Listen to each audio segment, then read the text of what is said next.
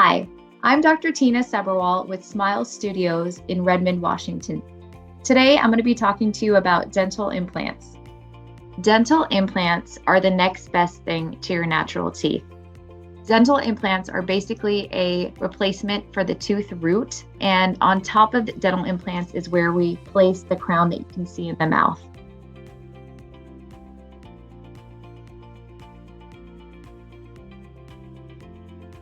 The way that dental implants work is in an area where you've had a tooth removed or you have a tooth missing, an artificial root in the form of a metal titanium post is placed underneath the gums in the jawbone.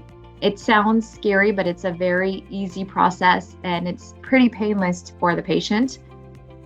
That implant or that artificial root is allowed to heal in the bone for 3 to 4 months so that it can integrate in the surrounding bone and become really firm so that when we put the chewing force on the tooth on the implant, that implant remains stable.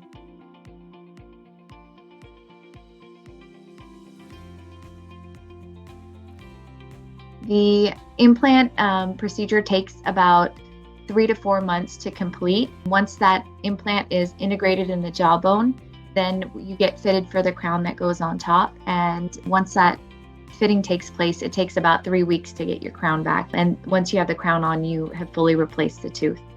The dental implant procedure is pretty painless, and patients are always glad that they made the choice to replace their tooth with an implant that looks like their teeth and functions like their teeth and gives them the chewing power that they wouldn't have otherwise with a removable denture or even with a bridge.